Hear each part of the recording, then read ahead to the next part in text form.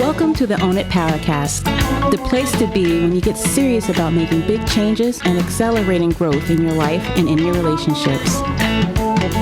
Finally create the life you've always wanted, living life on your own terms. Learn how to take your fear and turn it into powerful choices that will create sustained change. Now your host, Mary Baker. Hey everyone, welcome back to the Own It Powercast, the place to come to get what you need to move yourself forward. Hey, it's Mary Baker, and welcome to episode 184. Finding hope means owning your choices. Well, welcome back, and I'm glad you're here to help us not only finish out the month, but also the year by wrapping up some big areas of change we've been talking about. We've covered so many topics this year, but I have pared it down, I think, to a few core areas that I believe matter the most when it comes to feeling better and generating hope for ourselves. There are also big areas that even a tiny bit of progress matters and will motivate you to keep going and keep refining the process as you feel and see the results. We are what we repeatedly do, is the saying. So keep that in mind as you listen today and as you go about the rest of your week. Think about what needs to change, what needs to grow for you to feel more hopeful about the present and look forward to the future. But before we get all into that, I just want to take a moment and say a giant thank you to all of you who not only support the show, but continue to share with me the ways you find it helpful in your life. I am so grateful for the feedback and especially the knowledge that this podcast is making a difference. I'm also excited to begin the new year, getting my new course off the ground finally, and will be sharing with you what I'm offering as I go along. If you like what's in this podcast, if you like the topics that we cover and the way we go about it, then I think you're really going to love the course because it will be hands-on and have several layers of help and community that you can get along the way. So more to come on that one. So why owning your choices matters so much, at least in my world. Because I think if we aren't making our own choices, it means whether we realize it or not, we are allowing someone else or something else to do so. That's kind of scary when you really sit back and think about that for a minute. Taking ownership of the consequences of our decisions. And that includes, and we need to look at this, the choice to not do anything about something, or, like we're all famous for, saying that we really care about getting something done or changing something, but not getting to it yet, quote unquote. Putting it on the list and avoiding it and putting it off and putting it off. And of course, it's usually the tough things or the things that we don't want to do that we put off. The little kid inside of us says, no, I want dessert first. I don't want to eat my vegetables. But for example, if we don't choose to save money, like make that a conscious decision, but yet we always want to, like every month we say, I got to put more away. I really need to. I need to put money towards retirement. Need to beef up my emergency fund, but we don't. Then we have to deal with the consequences of that procrastination when we hit retirement age and we don't have enough money, or a big expense happens out of the blue, as they often do, and we don't have enough saved for it. So if we don't own the choice of who is in our life, there is a whole big category. And what I mean by who is in our life, who we put in our inner trust circle, who we let in, who we share our most vulnerable parts with, who we put our trust in, put our faith in, allow to hurt us. We have to be conscious about who we put in our life. Because if not, I don't think we realize the consequences of unhealthy behavior and what they have on our well-being. If we don't own our choices, we lose hope, I think. I think we feel more anxious and more depressed because we tend to look outward, out there with fear. and a lot of resentment sometimes towards others and situations that we give our power to. Because here's the deal. The way the math works is, if we don't feel like we have any power, it's got to be out there. Now, there are so many things we can't control, which is everything out there. All the people, all the places, all the circumstances, all the things. But we do own ourselves. And I think owning is freedom.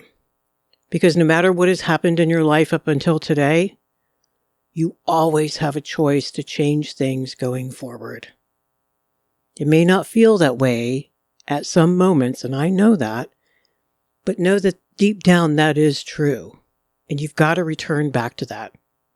After you have your tantrum, your pity party, your grief process, bring it back to you and know that you can at least start doing one thing today. Okay. So one of the areas that we talked about this month that I think is so crucial and should be everyone's first go-to when they're trying to do anything is setting boundaries. So as you listen this month about what changes you might need to do in this area, what have you decided to either begin working on in 2023 or maybe continue working on and get better at? What decisions, what commitments, what intentions do you want to live differently going forward when it comes to boundaries? And these don't have to be big, grand things. I don't want you to overwhelm yourself because then you won't do it. I think it's important to not overwhelm yourself when working on putting better boundaries in your life because they are inherently scary at first for a lot of people. So we don't want to make it worse or we won't do it. In fact, it is best, and this is what everyone says, to start small so you can experience the little successes. And I think the satisfaction of even setting a small boundary, of even saying you're going to leave the gathering at a time when you thought was appropriate for you, instead of staying too late and then getting home late and regretting that. And it helps you to both acclimate to a new way of living, because this is a whole new paradigm, but also empower yourself to set the bigger boundaries, the ones that are going to have more impact and, of course, are going to rock the boat a little bit more in your life. We have to build up to those.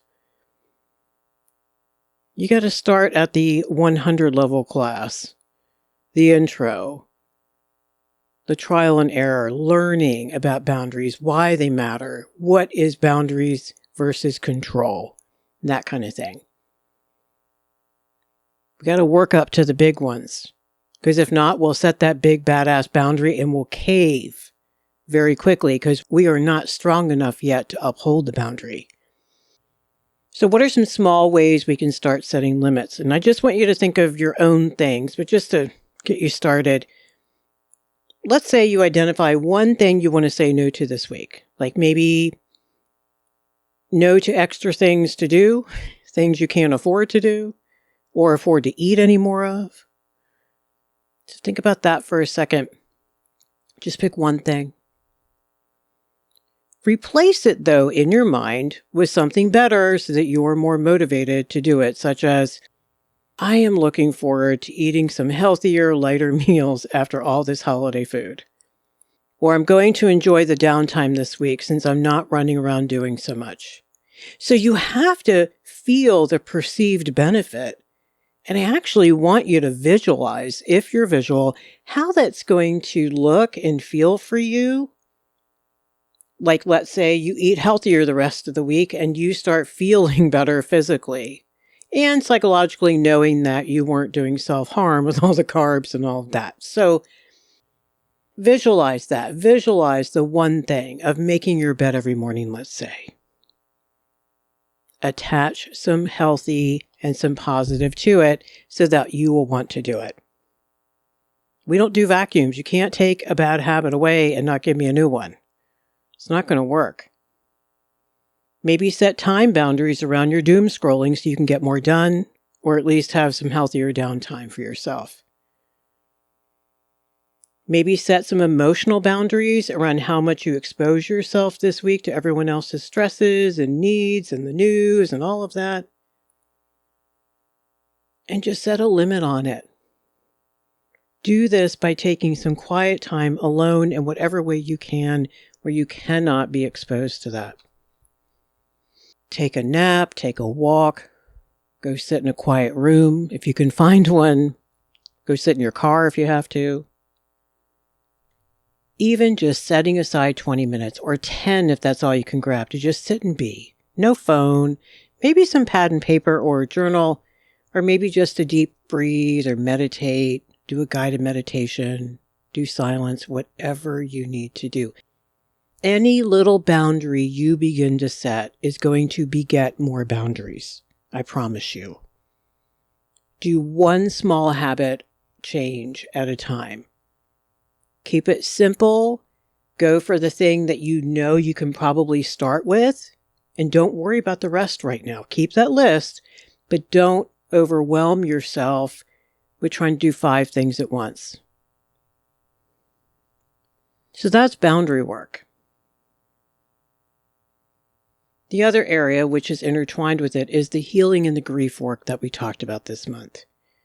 We talked about 2 types of trauma and how we have to do healing around that, and oftentimes there's grief work involved, of course. Grieving what happened, grieving unmet needs, all that stuff.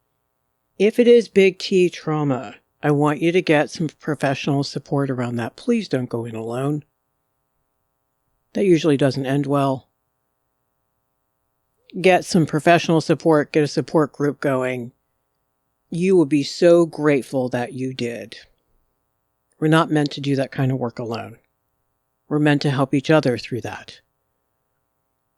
But if you have big T, you probably have lots of little t trauma in your life. For clinical reasons we won't go into today.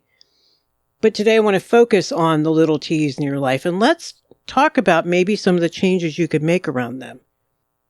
Last week we went through a list of typical areas where we can have little t traumas.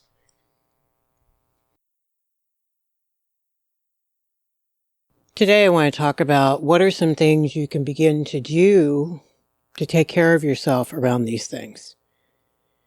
So the first one was conflict with family members, and oh, what a week for that possibility. I want you to think about, or continue to think about, what boundaries could you set, let's say, to detach with love, not by acting out, not with resentment, but to put some even just emotional distance between you and their wounded energy. What are ways that you can take care of yourself? Maybe you don't pick up the phone, because if you answer it, you're just going to be judged. Maybe you limit your time at holiday gatherings.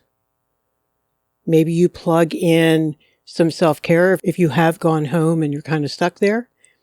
Try to go for a walk, take a nap, spend some quiet time, go do something else. Go do something fun if you can. Decide what kind of relationship you want to continue to have with them, one that is based in reality and one that accepts them right where they are. And you might have some grief work to do around that. What about the little t trauma of emotional abuse? What about the boundaries around allowing this in your life going forward? What is scary about really actually doing that and not just talking about it? And what does that look like for you?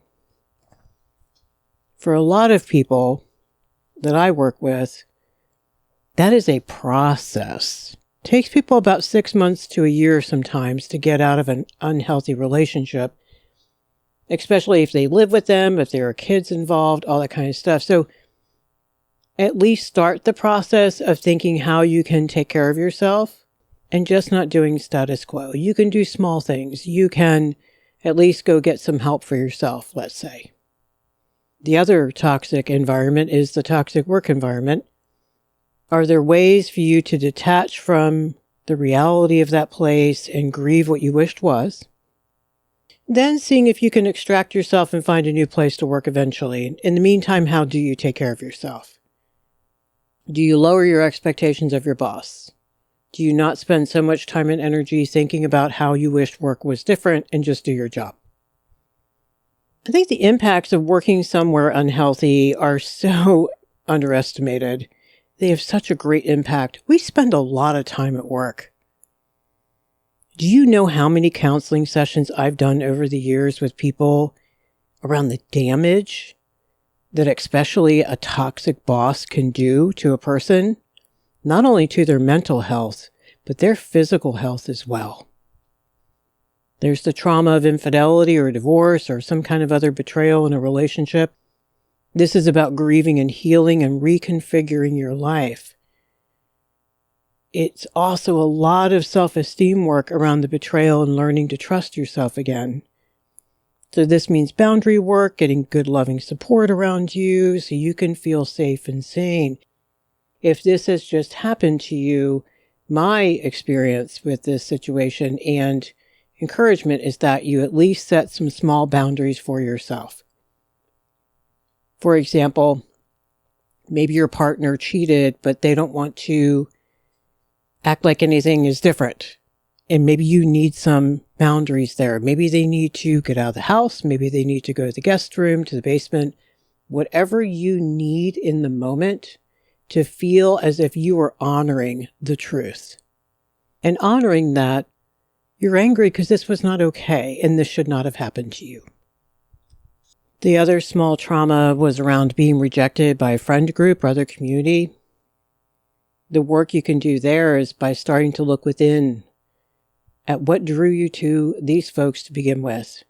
And unless you did something egregious, what could you do to find people that are healthier and don't do this kind of stuff? And finally, the area of financial or legal worries or both.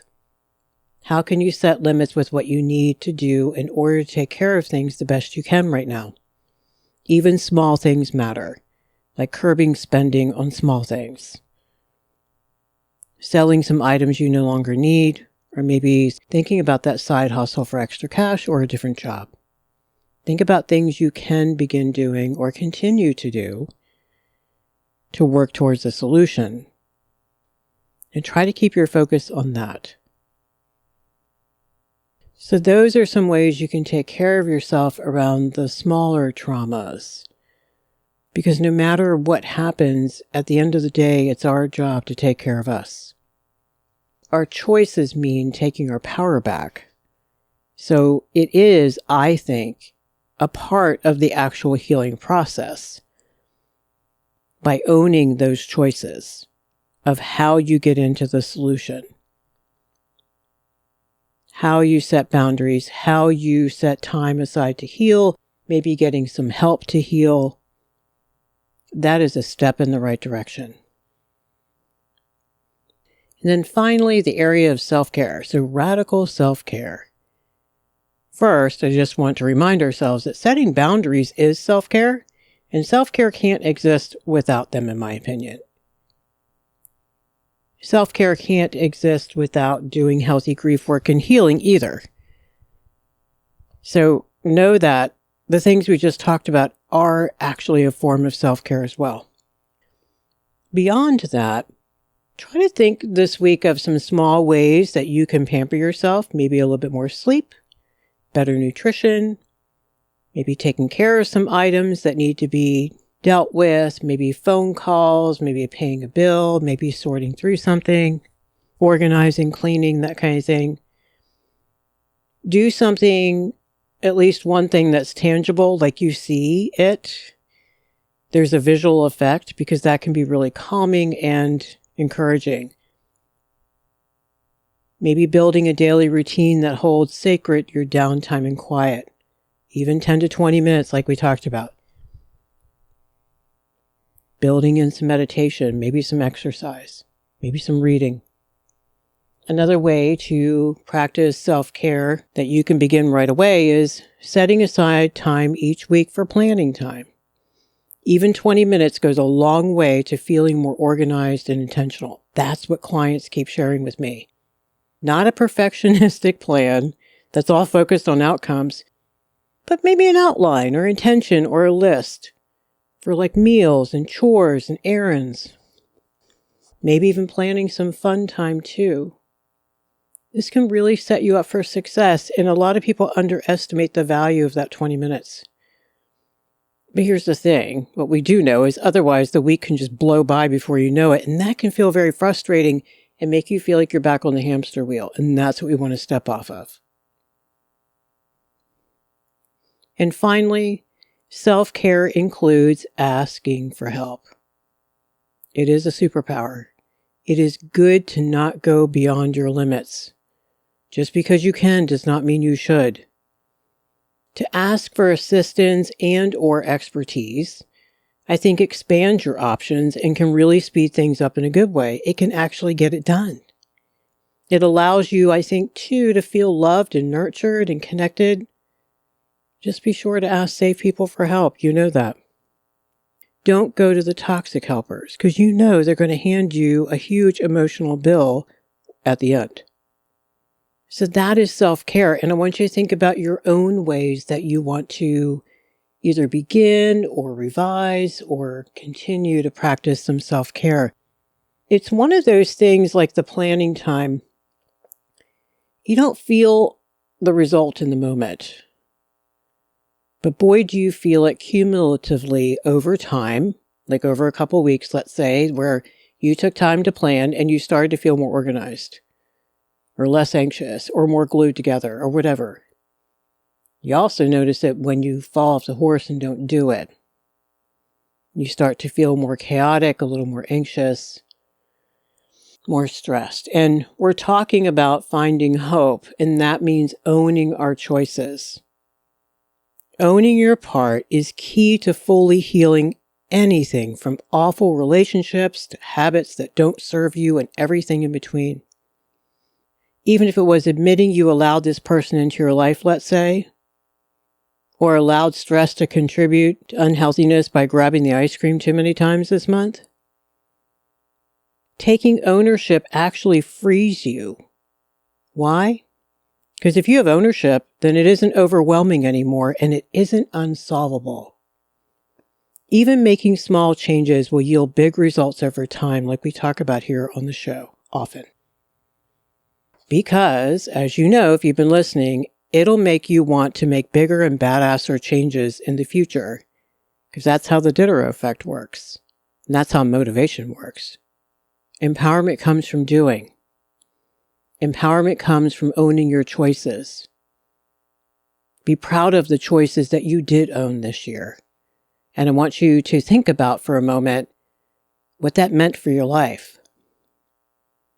And don't give up on the big choices that you know you need to make.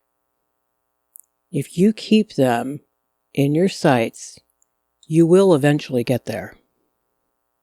So today we wrapped up the month talking about radical self-care, where we identify a few things in the areas of boundaries, healing, and daily self-care that can help us take charge of our life and really start changing things. We explored how owning your choices is so important if you want to feel empowered and hopeful. When we don't own our choices, we usually feel anxious or depressed, or maybe even resentful of others and events in our life that we feel wield so much power over our happiness. Thank you so much for finishing out the month and the year with me. I am so glad to share this journey with each and every one of you. Know that you matter, and the changes that you make matter and will change your life. Never forget that. If you don't already get the newsletter, check the show notes at ownitpowercast.com and sign up. It's the only thing I send you every week. If you do get the newsletter, pass it around. See who else can be helped by it. So, pay it forward, keep focusing on you, and I'll see you next time. We hope you took away some useful insights and tools you can begin using right away. If you did, please leave a positive review and share on your social media. Because could you imagine if everyone in your life really got it together? Remember, own it now, so you can really own it later.